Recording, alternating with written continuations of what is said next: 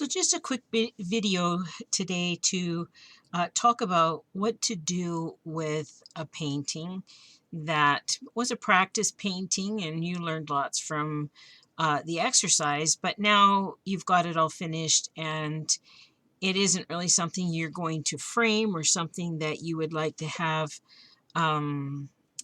to uh, give away or whatever. And now you start to have a collection of all these paintings. So one of the things that I like to do is I like to get out my um, uh, slicer. So I just my paper slicer, and this will make awesome tags. It also is really good for art journaling purposes. So I would take a look at this painting and I would say, okay, well, let's say I like this right here, like this little piece right here, kind of is like, yeah, I like how that looks. I like maybe this right here. So those could be spots that I would use for something. But let's say, I'm not so excited about this up here. So what I would do is I would begin to cut it into pieces, actually. So like right here, so if I'm saving this section right over here, I would just take this and I would just run my paper slicer right through it.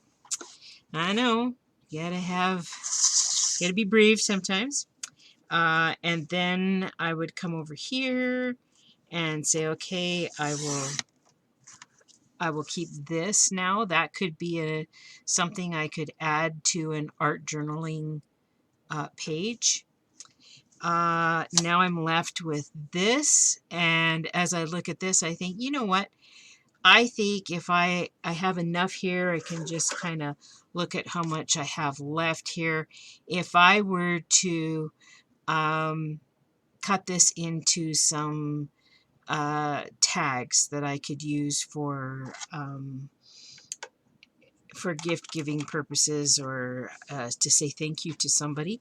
So I would just take a look and say, okay, look, this is a nice tag over here. Let's see, let's maybe make that tags. If you're looking at a tag like this kind of a tag, this size of a tag, this one is like 3 1/8 by 6 1/4.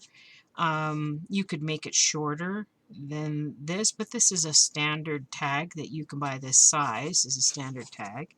So if I were to make that standard size, I could go to 3, and we'll go to 3 1/8 right here, and I will cut off this part right there. Okay, so this isn't garbage either, like I'd hang on to that.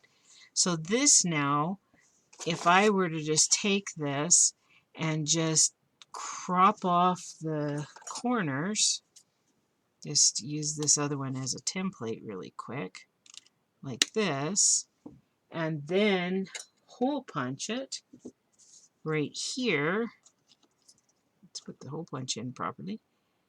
Right there. There we go. Now I have a tag that I can use, and I have space down here where I can write a sentiment. So this one will go in my tag stash. Let's look at the rest of this. Okay, what to do with the rest of this? Well, this part right here, I'm looking at it. As I look at it, I think, this might make kind of a nice bookmark that I could give to someone. Or so anyway, here we go. Let's look at that size-wise. Let's say we make that 3 inches at least wide, and we run that through like that. Okay, so now for now I'm just going to leave this size. I could do some stamping on here.